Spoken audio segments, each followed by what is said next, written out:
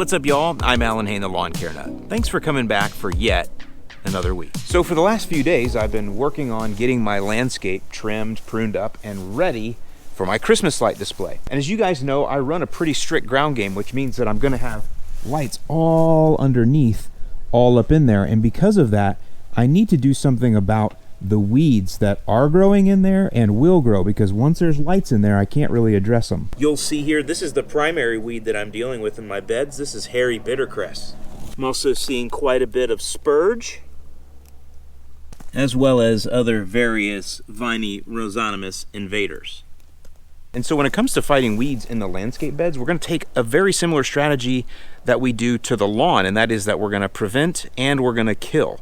And the prevention is what we're going to start with. And if you remember, a couple 2-3 weeks ago, I applied dithiopyr pre-emergent in the lawn, and that was to stop weeds from invading during the winter. And I let that just fly up into the beds, because dithiopyr is also labeled and okay to be used in landscape beds. And so it will prevent the same weeds in the landscape beds that it will prevent out here. And one of those is that bittercress there. Now, if you didn't apply it to your lawn, or you have beds like I do, that like these here, that are not up against the lawn, you'll have to do something a little bit different. And that's where I just use this little whirlybird spreader, and I just kind of spit the dithiopyr up in there into the beds. I don't throw it over the top of the plants. I try to get underneath and squirt it right up underneath there. Now that dithiopyr does need to be watered in, so you want to think about that, because of the next step that we're going to do.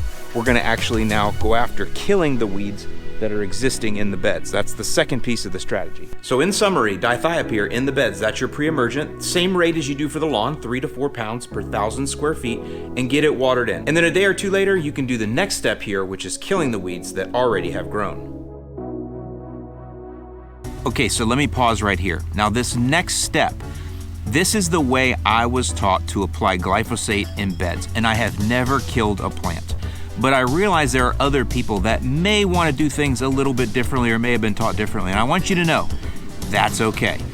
If you have a better way of applying glyphosate in beds, you should continue to use that method. The other thing I want to stress here, though, is I waited till the conditions are perfect, and what those conditions are is we have no wind, we have very, very low humidity, and there is no rain in the forecast for at least the next 3 to 4 days. That's the most important piece of this strategy and getting the maximum result when you spray your beds using glyphosate.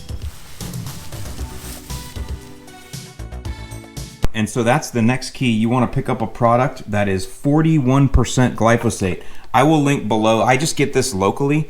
This is getting harder and harder to find, glyphosate is. So I'll link below to either the same product or a similar one. But the key that matters is none of this stuff up here at the top. The key that matters is the active ingredient, and you want active ingredient glyphosate 41%, which is the concentration. That's what we're looking for. 41% glyphosate. Glyphosate is known as a non-selective herbicide, which basically means it kills everything. It's not selective about what it kills, it just kills everything. And that's exactly why it works so well in landscape beds, because it's going to pretty much kill everything that you come in contact with. Now, there are other non-selective herbicides that you can get. There are ones that are labeled as organic and natural and all kinds of other stuff. And if you like those, please use those. They work great. I have just never had experience with anything working better than glyphosate. Everything I've ever tried, even stuff that works and kills stuff or whatever else, it doesn't work as good as glyphosate. Glyphosate kills all the way down to the taproot. And that's what we need, especially when everything's gonna be covered up with lights here soon and I'm not gonna be able to spray again for quite a while. I need something that's gonna work and it's gonna work well. So the first thing you wanna do is read the label on the product that you have. But I can tell you that if you have a 41% glyphosate product like I do here, the 2 ounces per gallon rate will do just fine. That means 2 ounces of the concentrated glyphosate into 1 gallon of water, and that spray mix can be used to spot spray your beds. Next, you need to know how much concentrate you need for the equipment that you're using. Here's a sprayer that I have. So now that I know my fill rate is 2 ounces per gallon, now I need to fit that fill rate to my actual equipment. And so that's where I move here. I have a dedicated sprayer, and I recommend you do this too. This is a dedicated glyphosate sprayer, and in fact, it's been dedicated since April 11th of 2019. It's probably on video when I first did this. And you can see even back then, I was using that 2 ounce per gallon rate. The reason I have a dedicated sprayer like this is I'll never get it mixed up with anything else, as well as I never have to really essentially clean it. I can just pump it all the way down and then refill it. And that's it, because it always has the same thing in it, so there's no need to ever triple rinse it. And you guys know that have seen me using this. This is a 2-gallon sprayer, and so that's why I've written that there. So now I know my rate is 2 ounces per gallon, but I'm filling 2 gallons. So my fill sheet then will show me 4 ounces per tank. So now that I know I need 4 ounces of this concentrate into my 2-gallon tank here, I got to get that 4 ounces out of there. So you could use a graduated cylinder like that, for example. There's little measuring cups. I have these that I stole from my wife. Got a whole bunch of these. This is actually 1 ounce right here, 2 tablespoons. So that's 1 ounce. So I just put 4 of these in there, and then I put in a little surfactant, and I'm good to go.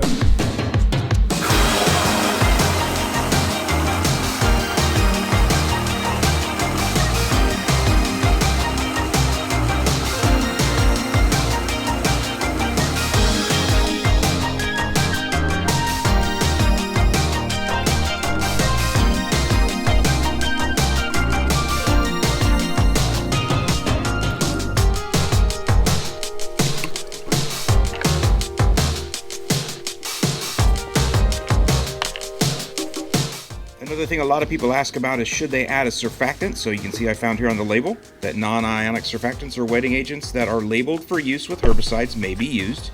Do not reduce the rates of this product when adding surfactant. So you can use it, and since I have some here, I'm going to go ahead and use it. So a surfactant is essentially a sticker. I've got a video I just did actually that shows you physically what a surfactant does by breaking the surface tension of water. I will link that up there in the eye. Check it out. It's a really cool video.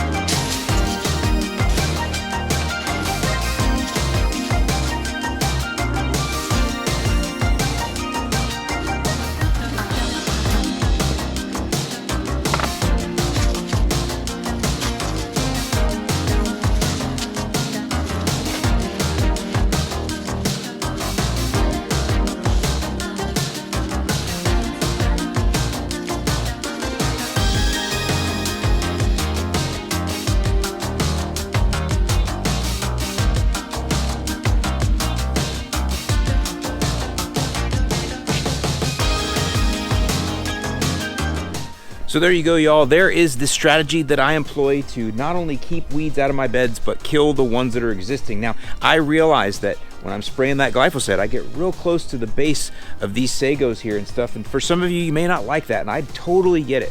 But I'm telling you, the glyphosate doesn't move. It stays where it's at. It's easy to target it and spray it and not get it on there. I've never had a problem with it. But again, if that bothers you, then just don't do it. Just don't get that close. You can just hand pick all around your plants and then spray out in the open where you feel more comfortable. So hey, y'all, just want to say thank you so much for watching. Hope you've had a wonderful Thanksgiving weekend. Hope you got to maybe even enjoy the mow one last time if you're a little bit further north, and hope you'll stay tuned for the content I've got coming up for you over the next couple 2-tree weeks. Going to do my Christmas light stuff like I always do, as well as I'm going to have some tips for my friends down here in Florida, and we'll see what else we can get into until then. So hope you guys have a great rest of your night, and I'll see you in the lawn.